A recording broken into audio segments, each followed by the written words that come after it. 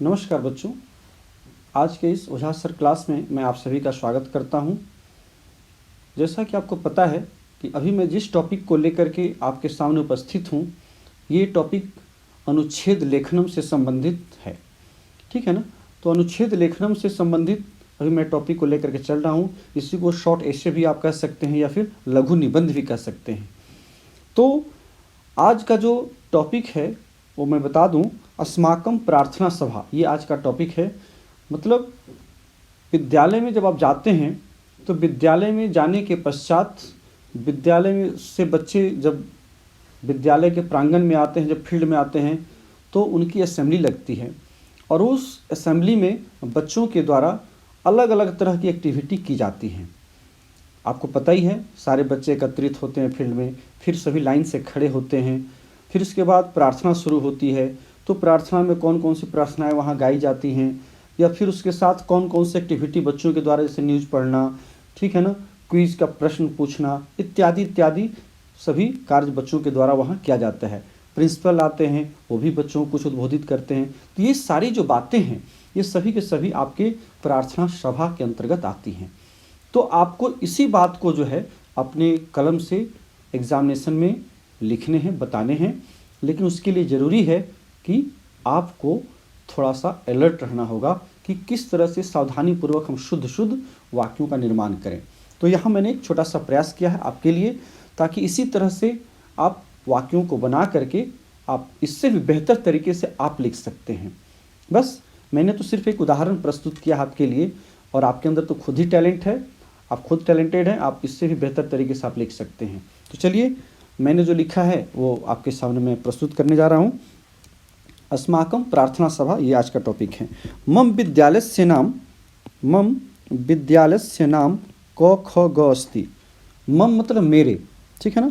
विद्यालयस्य मूल शब्द विद्यालय है, उसमें स्य लगा षष्ठी के एक वचन में। तो विद्यालयस्य नाम क्या है? क ख ग। यहाँ पर मैंने विद्यालय का कोई नाम नहीं दिया है, विद्यालय का मैंने कोई नामकरण नहीं किया है। तो यहाँ पर आप जो भी आपके विद्यालय का नाम है उस नाम को आप यहाँ मेंशन कर सकते हैं।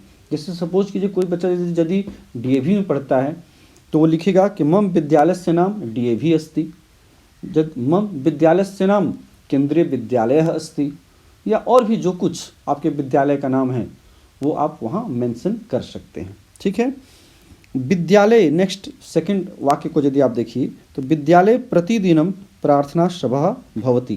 कहता है विद्यालय में प्रतिदिन, प्रत्येक दिन जो है वो प्रार्थना सभा आयोजित होती है अथवा होती है। ठीक है, वही कहा कि प्रार्थना सभा भवति, प्रार्थना सभा होती है। ठीक है ना। अब प्रार्थना सभा में क्या क्या होता है इसका वर्णन आगे आपको नेक्स्ट वाक्य में मिलता है। तो प्रार्थना सभायाम मूल शब्द सभा है, और सभा का रूप आपको पता है कि लता की तरह चलता है। जिस प्रकार से कि लता के सप्तमी एक वचन में लतायाम होता है, उसी प्रकार से सभायाम हो गया। सभा भी आकारांत स्त्रीलिंग है। तो प्रार्थना सभा में छात्र जो है विद्यालयस्य प्रांगणे आगच्छन्ति, आते हैं, विद्यालय के प्रांगण में आते हैं। कौन? प्रार्थना सभा में सभी छात्राः, यहाँ पर छात्राः, सभी छात्र विद्यालय के प्रांगण में, मतलब विद्यालय का जो फील्ड है वहाँ पर वो एकत्रित होते हैं, आते हैं। सर्वे छात्राः, सभी छात्र, प्रांगण में, आगत्य, आकर, पंक्तिबद्धा तिष्ठन्ति, पंक्तिबद्ध होकर के खड़े होते हैं। ठीक है ना। मतलब सभी छात्र प्रांगण में आकर के, प्रांगणे मतलब प्रांगण में, आगत्य मतलब आकर, आगम ल्यप आकर, है ना। पंक्तिबद्धा, पंक्तिबद्ध होकर मतलब लाइन से, सीधे सीधे लाइन से क्या होते हैं? तिष्ठन्ति, वो खड़े होते हैं, वहीं पर स्थिर होते हैं। प्रार्थना सभायाम, प्रार्थना सभा में, है ना, ये अर्थ हो गया। प्रार्थना सभायाम, प्रार्थना सभा में सर्वप्रथम क्या होता है बताया जा रहा है, वंदे मातरम भवति। सर्वप्रथम प्रार्थना सभा में वंदे मातरम को गाया जाता है, जो राष्ट्रीय गीत है। ठीक है। वंदे मातरस्य पश्चात, कहता है वंदे मातरम जो गीत गाई गई इसके पश्चात क्या होता है? छात्र जो है संविधान उद्देशिकाम पठन्ति, संविधान की जो उद्देशिका है, जो प्रेम्बल है, ठीक है ना, कॉन्स्टिट्यूशन का, उसको पढ़ते हैं। ठीक है ना। छात्रा संविधान उद्देशिकाम, संविधान की उद्देशिका को पढ़ते हैं, पठन्ति। ठीक है। नेक्स्ट है 7, केचित् छात्राः, कुछ जो छात्र हैं वो समाचारम, आप देखते ही हैं, आप तो हर दिन असेंबली को अटेंड करते हैं, प्रार्थना सभा को अटेंड करते हैं, तो वहाँ क्या होता है, कुछ बच्चे न्यूज़पेपर भी पढ़ते हैं। जैसे जो गवर्नमेंट विद्यालय, वहाँ बच्चे न्यूज़पेपर लेकर के पढ़ते हैं एक एक हेडलाइंस को। जो और सारे जो विद्यालय हैं, सब प्राइवेट स्कूल, तो वहाँ बच्चे न्यूज़ लिख करके घर से ही लेकर के जाते हैं और फिर वहाँ पर देख करके वहाँ असेंबली में बच्चों के सामने वो पढ़ते हैं। तो वही कहा कि केचित् छात्राः समाचारम, समाचार, और कुछ कविता वाचनम च कुर्वन्ति, और कुछ बच्चे क्या करते हैं, कविता वाचन करते हैं, मतलब पोएम को रिसाइट करते हैं, रिसाइटेशन में पोएम रिसाइटेशन वो करते हैं, चाहे वो इंग्लिश की कविता हो या फिर हिंदी की कविता हो या संस्कृत के श्लोकों का उच्चारण हो। इस प्रकार से ये सारे एक्टिविटी जो है बच्चों के द्वारा वहाँ असेंबली में किया जाता है। ठीक है। नेक्स्ट जो है प्रार्थना सभायाम, प्रार्थना सभा में और क्या होता है, प्रश्नोत्तरी अपि आयोज्यते, प्रश्नोत्तरी, क्विज जिसको हम लोग कहते हैं, प्रश्नोत्तरी का मतलब हो गया क्विज।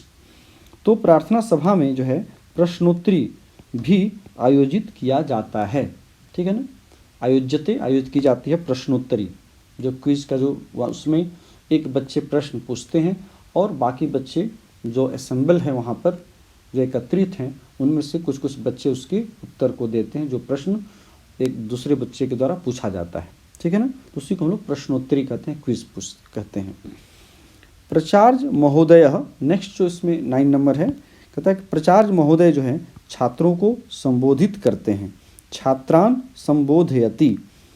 प्राचार्य महोदय मतलब प्राचार्य महोदय जो हैं, जो उस विद्यालय के जो प्रिंसिपल हैं, जो हेड हैं, वो छात्रों को संबोधित करते हैं। ठीक है।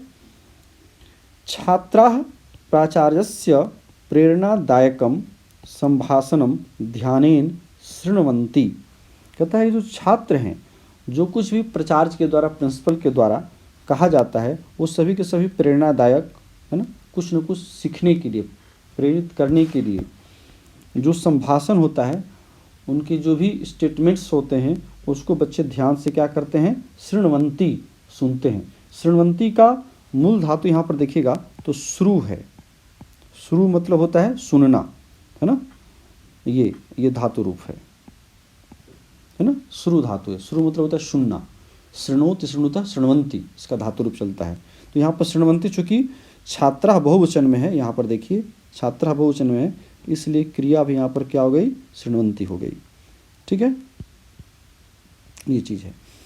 अस्माकं विद्यालयस्य प्रार्थना सभा रुचिकरा ज्ञानप्रदा च भवति। कहता अस्माकं विद्यालयस्य, हमारे विद्यालय की जो प्रार्थना सभा है, जो असेंबली होती है, वो बताया जा रहा है कि कैसी होती है, काफ़ी रुचिकरा होती है। रुचिकरा नहीं हुआ, रुचिकरा इसलिए हो गया कि सभा शब्द स्त्रीलिंग है, प्रार्थना सभा, और इसी का विशेषण बनकर के यहाँ पर 2 शब्द आया है, एक है रुचिकरा और एक है ज्ञानप्रदा। तो काफ़ी रुचिकर मतलब काफ़ी इंटरेस्टिंग और काफ़ी नॉलेजेबल, है ना, काफ़ी जो है ज्ञानप्रद होते हैं। ठीक है, बहुत कुछ सीखने के लिए मिलता है, चाहे क्विज के माध्यम से हो या फिर समाचार पत्र आदि के माध्यम से हो। वही कहा कि रुचिकरा ज्ञानप्रदा च भवति होता है। अंत में जब असेंबली समाप्त होती है, तो असेंबली के समाप्त होने के बाद हम सभी क्या करते हैं, आप सबको पता है, लास्ट में सही बच्चे सावधान मुद्रा में अन्ते राष्ट्रीय गानेन सह सभा समाप्ति भवति। अंत में राष्ट्रीय गान होता है। ठीक है ना, यहाँ पर देखिएगा राष्ट्रीय में मैंने ह्रस्व ईकार दिया है, ह्रस्व ईकार के साथ बीच में हैफन है, फिर गानेन शब्द है। वैसे सामान्यतः जब हम राष्ट्रीय लिखते हैं तो देखिएगा कि राष्ट्रीय ऐसे लिखते हैं, है ना, राष्ट्रीय ये शुद्ध होता है ना, लेकिन चूंकि यहाँ पर समासिक शब्द बना हुआ है राष्ट्रीय गान, इसलिए समासिक शब्द होने के चलते जो दीर्घ था वो ह्रस्व में बदल गया है, इसलिए यहाँ पर देखिएगा कि यहाँ पर राष्ट्रीय में ह्रस्व स्वीकार हो गया है। ठीक है, तो अंते राष्ट्रीय गानेन सह, अंत में राष्ट्रीय गान के साथ सभा की समाप्ति होती है, सभा समाप्ति भवति। ये आज का जो है हमारा ये टॉपिक था, जो कि आपको हमें लगता है कि काफ़ी रुचिकर लगा होगा। ये टॉपिक कैसा लगा आप ही बता सकते हैं। हमें लगता है कि बच्चे सबसे ज़्यादा अच्छा जज करते हैं कि वो कैसा उन्हें ये टॉपिक लगा। मुझे लगता है कि शब्द प्रतिशब्द इस टेक्नोलॉजी के माध्यम से, स्लाइड के माध्यम से मैं आपको इसलिए बताता हूँ ताकि बोर्ड पर तो लिखने पर थोड़ी सी दिक्कत होती है, लेकिन यहाँ है कि शब्द प्रतिशब्द चूँकि मेरा खुद का अपना ये लिखा हुआ है, वही चीज़ें जो आप तक पहुँच रही है। ठीक है, तो हमें लगता है काफ़ी सरल भाषा में है, काफ़ी सिंप्लिसिटी है इसमें, आपको पसंद आया होगा और आपको याद करने में भी काफ़ी आसानी होगी। यदि कुछ अगर कहीं आपको पूछने का या कैसा लगा कुछ बताने की इच्छा हो तो आप हमारे कमेंट बॉक्स में जाकर के ज़रूर कमेंट करें और हमें बताएं कि इसमें और क्या आपके लिए मैं मदद कर सकता हूं। चलिए, इन्हीं शब्दों के साथ आज के इस विषय को यहीं हम विराम देते हैं और फिर नेक्स्ट क्लास में आपसे हमें फिर पुनः मुलाकात होगी नए टॉपिक के साथ। तब तक के लिए आप हमें आज्ञा दीजिए। बहुत बहुत धन्यवाद। Thank you.